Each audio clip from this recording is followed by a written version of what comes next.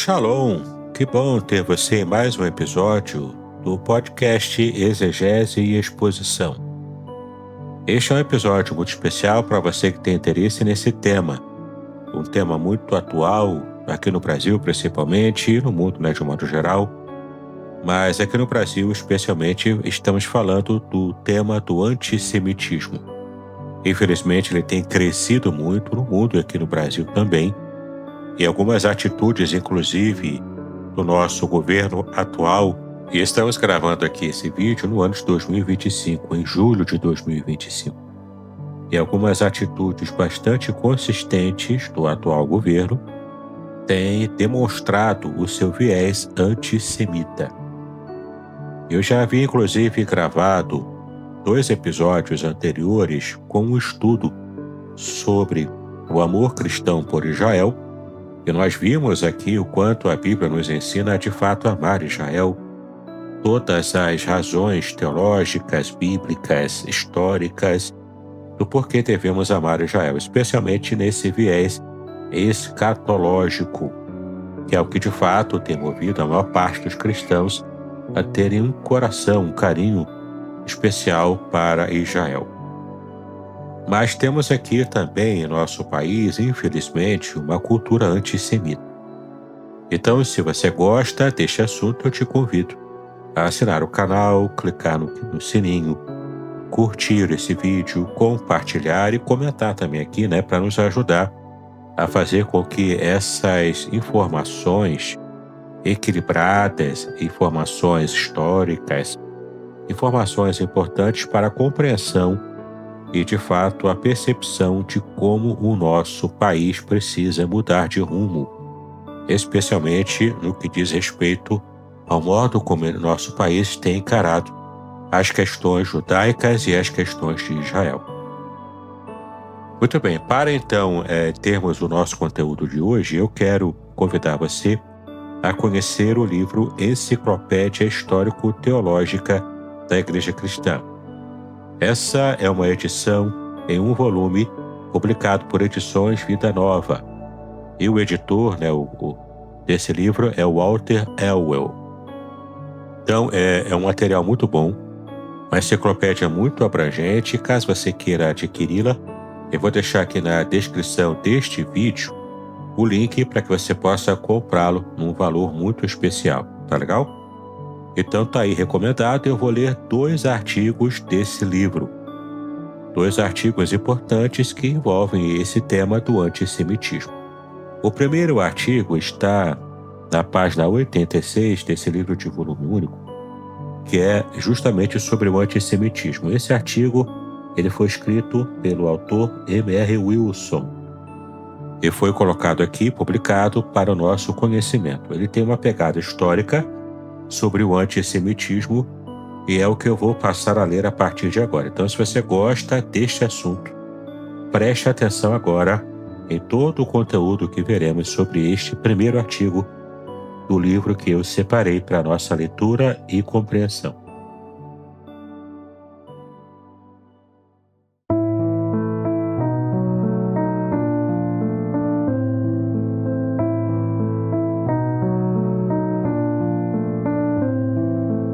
Antissemitismo.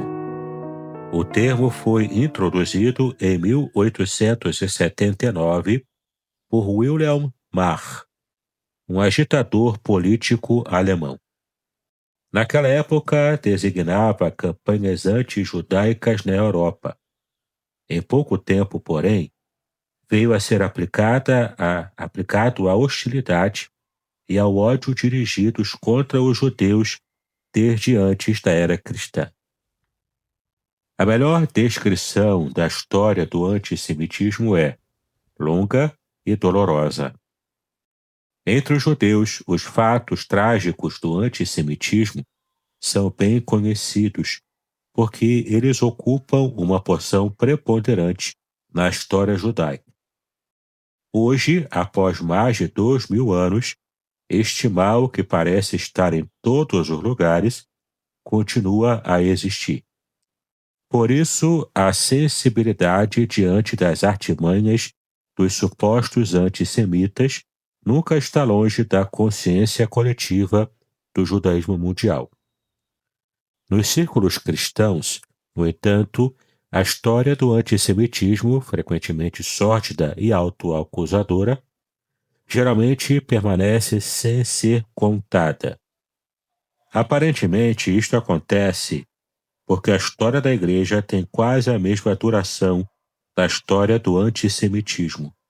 Se não nos atos abertos dos cristãos, certamente a tem no silêncio culposo deles. No mundo antigo, o primeiro exemplo importante do antissemitismo ocorreu durante o reinado de Antíoco IV Epifânio, que foi do ano 175 a 163 a.C. A tentativa deste governante seleucida de helenizar os judeus dos seus dias recebeu forte oposição. Os judeus eram monoteístas e, portanto, na sua maior parte, separados dos seus vizinhos gentios. Os gentios consideravam o descanso sabático como preguiça congênita e a fidelidade às leis dietéticas como superstição grosseira. O ataque de Antíoco contra a religião judaica resultou na profanação do templo. Um porco foi sacrificado no altar e o seu sangue é aspergido nos rolos judaicos. Os governantes sírios consideravam que os judeus eram errantes nômades, um povo sem residência fixa, digno de destruição. Os judeus achavam nojenta a idolatria do mundo grego e, posteriormente, debaixo do Império Romano. Rejeitavam a adoração do imperador. Assim sendo, os judeus eram vistos como os grandes dissidentes do mundo mediterrâneo. Para os pagãos, vieram a ser personae non gratae, vítimas da discriminação e do desprezo. A destruição do templo em 70 d.C. marcou uma dispersão dos judeus em larga escala. No século II, o imperador romano Adriano promulgou decretos que proibiam a prática do judaísmo. Cerca deste tempo, o grande rabino Akiva foi torturado à morte pelos romanos por meio da remoção da carne do seu corpo com pentes de ferro. Em 321, Constantino fez do cristianismo a religião oficial do Estado romano. Os judeus foram proibidos de fazer convertidos, de servir no exército e de deter qualquer cargo elevado. Vários séculos mais tarde, sob o governo de Justiniano, os judeus foram impedidos de celebrar a Páscoa judaica antes da Páscoa cristã. As raízes do antissemitismo teológico derivam de certos ensinos que surgiram nos primeiros séculos cristãos. A revolta judaica de 66 a 70 d.C. resultou em morte, exílio ou escravidão de milhares de judeus.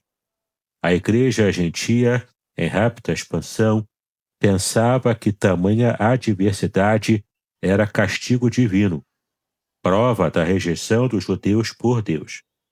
Paulatinamente, a igreja considerava que estava tomando o lugar do judaísmo, que era uma fé morta e legalista. A igreja agora estava triunfante acima da sinagoga, tornando-se o novo Israel de Deus, herdeira das promessas da aliança. Mas os judeus, como povo, ainda sofriam sob o jugo romano. Não conseguiram entender a redenção messiânica em termos de um servo sofredor. Recusavam-se a crer que Deus tinha rejeitado para sempre o seu povo escolhido. Os escritos de vários pais da igreja refletem uma denúncia teológica dirigida contra os judeus. João Crisóstomo, o Boca de Ouro, é um exemplo notável. Ele ensinava que a sinagoga é um prostíbulo e um teatro, um covil de animais impuros, e nunca um judeu orou a Deus. São todos possessos pelo diabo. Na Idade Média, os judeus, em grande medida, eram excluídos da cultura cristã medieval. Procuravam evitar as pressões sociais, econômicas e eclesiásticas, habitando por trás de muros de guetos. Era-lhes permitido, no entanto, a prática da usura. E isso levou os cristãos a acusá-los de serem um povo de párias. Os judeus foram obrigados a usar um chapéu distintivo ou uma emenda costurada nas suas roupas. Eram acusados de ter um cheiro distinto em contraste com o odor de santidade, entre aspas. Os judeus também eram caluniados como sendo os assassinos de Cristo, os que profanavam a hóstia, responsáveis pela morte de criancinhas cristãs, causadores da disseminação da peste negra, envenenadores de poços, que mamavam em porcas. A primeira cruzada, no ano de 1096, resultou em numerosos suicídios em massa pelos judeus que procuravam evitar o batismo forçado. Perto do fim da Idade Média, os judeus se tornaram errantes, sem lar. Foram expulsos da Inglaterra em 1290, na França em 1306 e de cidades da Espanha, Alemanha e Áustria nos anos seguintes. A Inquisição Espanhola e a expulsão de 1492 resultou na tortura de milhares de pessoas queimadas à estaca ou convertidas à força. Na Alemanha, uma geração mais tarde, Lutero publicou uma série de panfletos vitriólicos atacando os judeus. A respeito dos judeus, escreveu: expulsemo-los do país para todo sempre. Por volta do início da Era Moderna, ocorreu uma revolta sangrenta contra os cossacos na Polônia. Isso aconteceu de 1648 a 1658. Apanhados no meio do conflito, cerca de 500.000 de judeus foram mortos. Em outros países europeus daquele tempo, os judeus continuavam a ser perseguidos ou, na melhor das hipóteses, vistos com suspeita ou desprezo. Na última parte do século XIX, a maior população judaica do mundo, 6 bilhões de pessoas, estava na Rússia czarista. Ali os judeus passaram por uma série de massacres ferozes, que deixaram um saldo de milhares de mortos. Outros, reunindo-se com judeus de vários países europeus, fugiram para a América do Norte. Lá esperavam achar um lugar que, segundo uma descrição anterior, feita por George Washington, oferecia nenhuma sanção ao preconceito, nenhuma assistência à perseguição. Entre 1880 e 1910, mais de 2 milhões de judeus migraram para os Estados Unidos, passando pela cidade de Nova York. Durante este período, o famoso escândalo Dreyfus, na França, que aconteceu em 1894, chamou a atenção do mundo para o problema do antissemitismo. Arraigado no solo da Alemanha, o Holocausto do século XX destaca-se como um evento sem paralelo. A propaganda nazista declarava que a raça humana devia ser purificada e livrada dos judeus. A solução final ao problema judaico consistia em campos de concentração, câmaras de gás e crematórios. Entre 1933, quando Hitler subiu ao poder, e o fim da Segunda Guerra Mundial, cerca de 6 milhões de vidas foram destruídas. Hoje, em Jerusalém, a Yad Vashem, o nome é tirado de Isaías 56, versículo 5, existe como memorial às vítimas do Holocausto e como instituição para pesquisas e documentação. No presente, o antissemitismo persiste em todos os lugares onde se acham judeus. Os judeus da Rússia e da França têm sido especialmente oprimidos. Nos países europeus e nos Estados Unidos, incidentes antissemíticos recentes têm incluído profanação de sinagogas, inclusive com bombas, de pedras tumulares, dizeres malévolos nas paredes, panfletos nazistas e estereótipos grotescos de judeus na imprensa. Em outras ocasiões, encontra-se a chamada variedade distinta do antissemitismo, isto é, a discriminação e ou a antipatia revelada contra os judeus nos campos social, educacional e econômico. A Liga de Antidifamação e outras agências judaicas continuam a fazer progresso lento, porém firme, na busca de entendimento entre povos de raças e religiões diferentes. Então, de fato, nós temos visto, o quanto o antissemitismo tem crescido no mundo por causa das guerras. Ele tem, na verdade, se revelado, como sempre foi, e infelizmente aqui no Brasil também não é exceção. Recentemente, aqui em julho de 2025, que é quando estou gravando esta aula, nós percebemos aqui o quanto o nosso governo atual do Brasil se retirou, inclusive, desse movimento aqui do Yad Vashem, que é esse memorial às vítimas do Holocausto. E, infelizmente, o Brasil está se colocando hoje de modo tão grotescamente antissemita, e isso traz consequências não apenas no campo político, mundial, mas também até mesmo no campo espiritual, nós acreditamos. Resta-nos orar para que o atual governo esteja freando o seu ímpeto antissemita e, de fato, encontrando o caminho mais sóbrio, como o Brasil sempre teve, um caminho mais neutro, sóbrio, mas, ao mesmo tempo, apoiando Israel.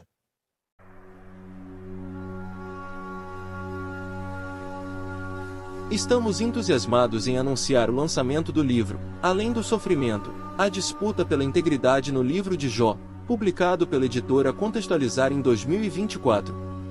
Este livro, escrito pelo reverendo Davidson Bignon, pastor congregacional, mestre em ciências da religião e professor de hebraico bíblico e exegese do Antigo Testamento, possui 420 páginas repletas de comentários profundos sobre o livro de Jó. O autor explora temas cruciais como o sofrimento dos justos, o problema do mal e a teodiceia judaico-cristã. Com análises impressionantes e únicas, o livro promete transformar sua perspectiva sobre sofrimento e fé, oferecendo respostas para as questões mais difíceis da vida. Não perca a oportunidade de mergulhar em um estudo profundo e enriquecedor. Adquira já a obra, Além do Sofrimento, a disputa pela integridade no livro de Jó e descubra um novo entendimento sobre a integridade e a fé. Disponível agora.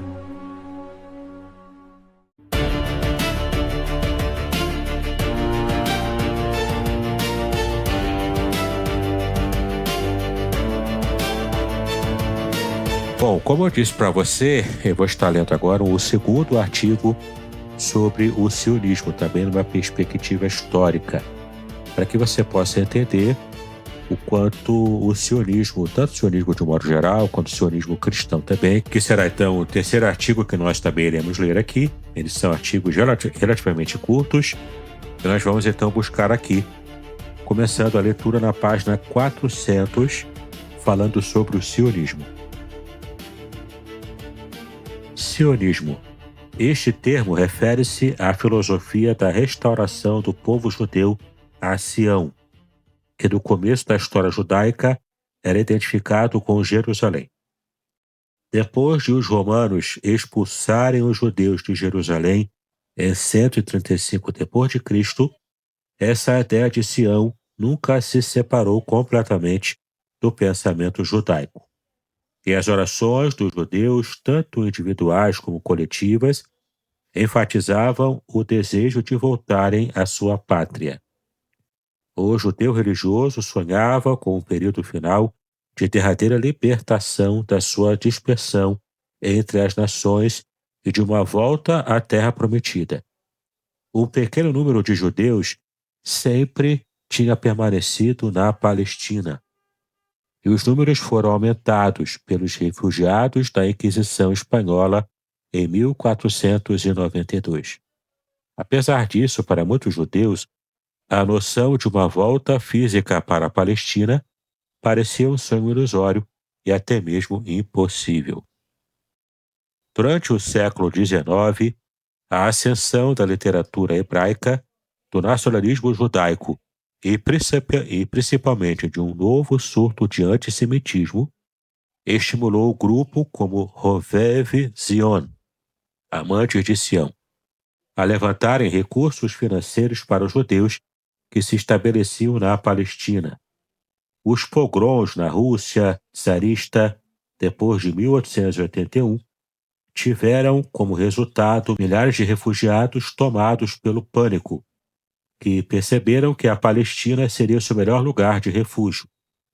As colônias agrícolas eram patrocinadas também por benfeitores como o barão Edmond de Rothschild. O sionismo pré-moderno enfatizava um tema religioso e uma colonização pacífica do território. Com a publicação de Der Judenstaat, o Estado Judaico, por Theodor Herzl, em 1896, no entanto, nasceu o sionismo político, e com ele o conceito moderno do sionismo. Abriu-se uma nova era na história judaica quando Herzl, um jornalista austríaco, deixou a defesa da assimilação judaica, adotando a crença de que o antissemitismo seria inevitável enquanto a maioria do povo judaico vivesse fora da sua pátria. Ele expunha esforços políticos, econômicos e técnicos que, segundo acreditava, eram necessários para criar um Estado judaico que funcionasse. O primeiro Congresso Sionista reuniu-se em 1897 e mais de 200 delegados do mundo inteiro adotaram o Programa de Basileia. Esse programa ressaltava que o sionismo queria criar uma pátria legalizada na Palestina para o povo judeu e que promoveria a colonização, criaria organizações mundiais para unir os judeus, fortaleceria a consciência nacional judaica e obteria o consentimento dos governos do mundo. O pensamento de Herzl era puramente secular. Na realidade, ele era agnóstico. A maioria dos seus seguidores, no entanto, eram judeus ortodoxos do sudeste da Europa. E embora Herzl se opusesse a transformar o sionismo numa sociedade cultural, religiosa ou de colonização gradativa, fez concessões a seus defensores. Essa aliança frágil indica as muitas facetas do sionismo durante o século XX. Para Herzl, o alvo principal do sionismo era obter uma carta magna política que concedesse aos judeus os direitos de soberania na sua pátria. Pouco depois da sua morte, em 1904, aproximadamente 70 mil judeus já tinham se estabelecido na Palestina. Uma maioria, pelo menos 60%, habitavam nas cidades. O sionismo foi transformado num movimento de massa e poder político durante a Primeira Guerra Mundial. Em 1917, os britânicos promulgaram a Declaração Balfour, que favoreceu o estabelecimento de um lar nacional dos judeus na Palestina. O sionismo era um movimento minoritário e encontrava oposição, mesmo dentro da comunidade judaica. O judaísmo reformado dos Estados Unidos, por exemplo, acreditava que os judeus não tinham condições de enfrentar os rigores da Palestina, onde graçavam a fome e a peste. Além disso, alegavam que a Palestina já não era um país judaico e que os Estados Unidos representavam Sião. Segundo esses judeus não sionistas, o sionismo estava lesando a harmonia do judaísmo e apenas servia para provocar a inimizade dos russos. Somente o horror do assassinato em massa de 100 mil judeus por unidades do exército russo entre 1919 e 1921, e finalmente o horror do Holocausto nazista durante a Segunda Guerra Mundial, quando foram exterminados 6 milhões de judeus, reuniu os sionistas e os não sionistas do apoio à Palestina como uma república judaica. Um porto seguro para os perseguidos e os desabrigados. Em novembro de 1947, um plano de dividir a região para criar um Estado judaico, endossado tanto pelos Estados Unidos como pela União Soviética, foi adotado pela Assembleia Geral das Nações Unidas. O Estado de Israel foi formalmente reconhecido em 14 de maio de 1948, quando terminou o domínio britânico. À medida que o novo Estado se fortalecia, a definição do sionismo e aquilo que deve ser os seus alvos e propósitos atuais têm sido debatidos calorosamente dentro da própria Organização Sionista Mundial. A partir de 1968, a ênfase da Aliá, a migração pessoal para Israel, tem sido entendido por muitos como um alvo final, ainda que controvertido. O sionismo tem sido ajudado nos séculos XIX e XX pelos sionistas cristãos. Por causa da sua escatologia pré-milenista, os evangélicos fundamentalistas têm dado apoio especial ao retorno do povo judaico a Israel e ao próprio Israel do século XX.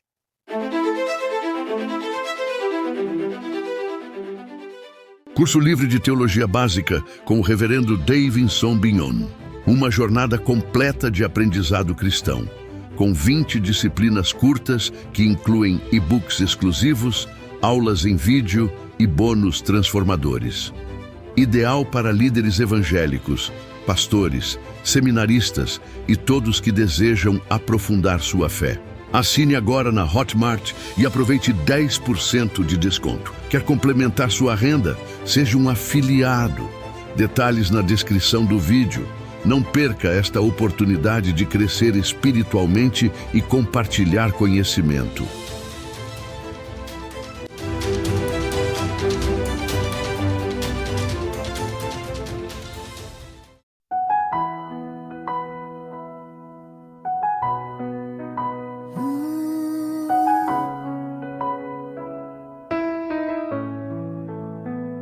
שמעו ישראל, לא שכחתי את הבטחותיי ליעקב.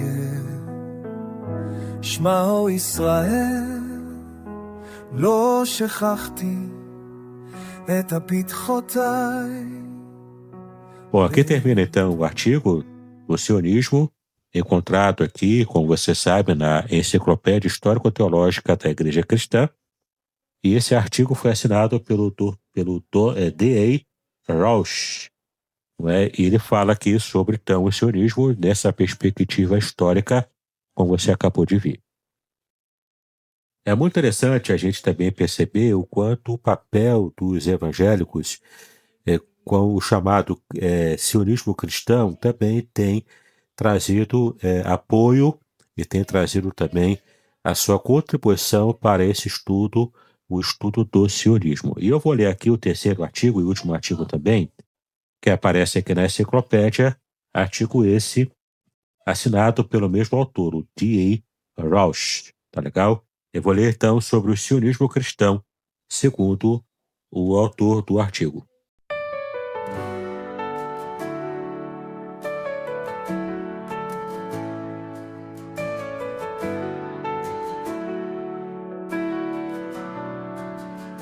Os cristãos têm desempenhado um papel importante no apoio ao retorno do povo judeu a Sião.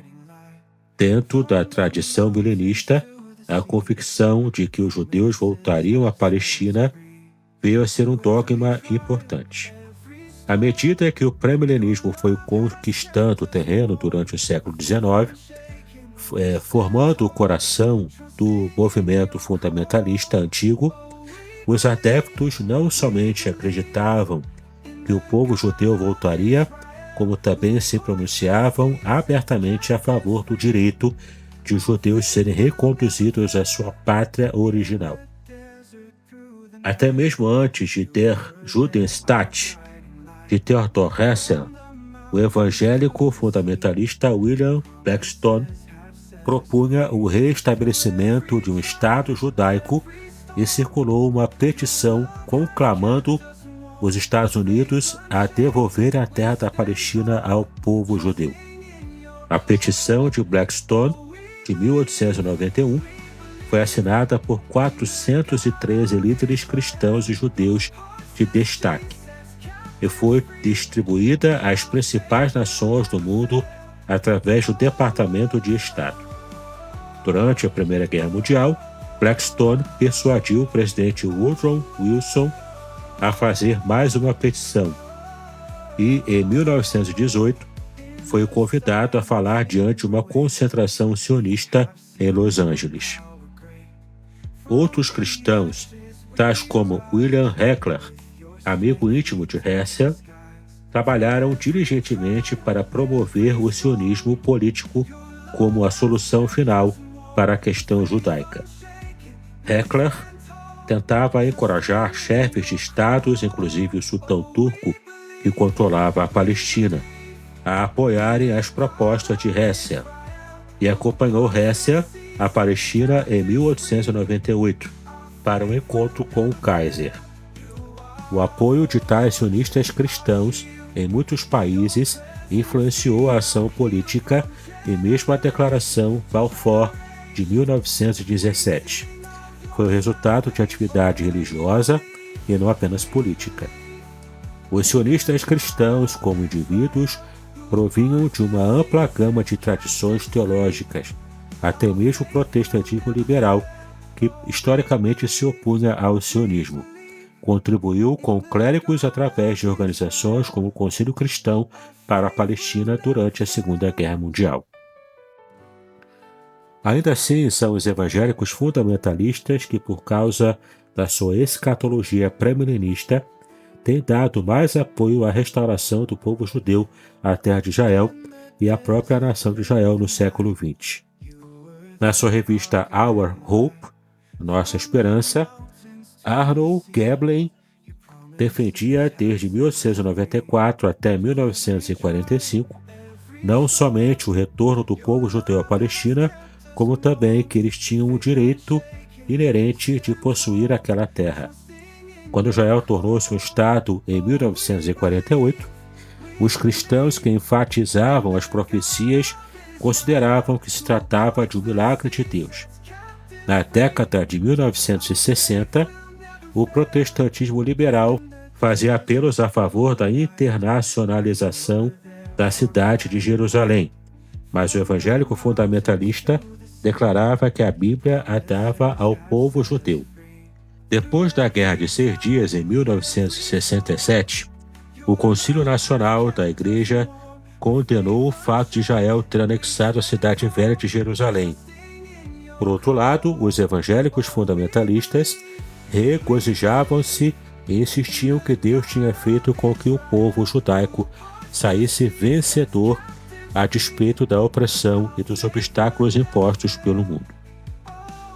Em 30 de outubro de 1977, Billy Graham deu destaque à década de apoio a Israel, ao fazer uma preleção diante da reunião do Conselho Executivo Nacional do Comitê Judaico Norte-Americano, quando conclamou os Estados Unidos a se rededicar à existência e à segurança de Israel. No Congresso Bicentenário da Profecia em Filadélfia, no ano anterior, uma proclamação que apoiava Israel tinha sido assinada por 11 evangélicos fundamentalistas de destaque. Recebeu então 7.000 assinaturas adicionais rapidamente e foi apresentada ao embaixador do Estado de Israel. Declarações de apoio também têm aparecido em anúncios de páginas inteiras nos jornais, vários no jornal The New York Times. Esse inequívoco sionismo cristão não tem passado sem receber ataques. tem sido criticado mesmo dentro do evangelicalismo, como uma filosofia política errônea, baseada numa interpretação espúria da Bíblia, que declara que a Palestina moderna é o território especial dos judeus. Esses críticos argumentam que o sionismo cristão desconsidera totalmente os direitos do povo árabe palestino e que os judeus já há muito tempo perderam seu direito à terra prometida por causa da sua infidelidade.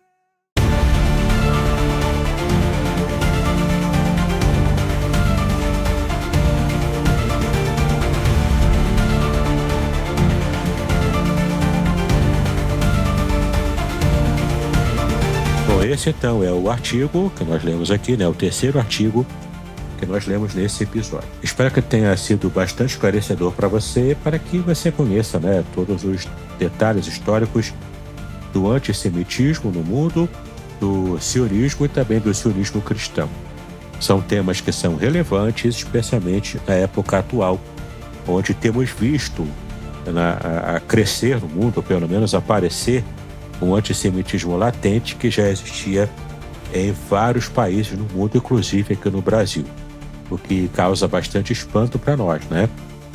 Devido à miscigenação que temos aqui no Brasil e termos então tanto crime de racismo, de antissemitismo contra judeus. Muito bem, espero que você tenha gostado então da leitura desses 3 artigos, que tudo isso tenha sido bom para você, tenha sido uma bênção para a sua vida, para esclarecer algumas dúvidas que você pudesse ter sobre esse tema do antissemitismo e do sionismo, e tanto o sionismo geral quanto também o sionismo cristão. Tá legal?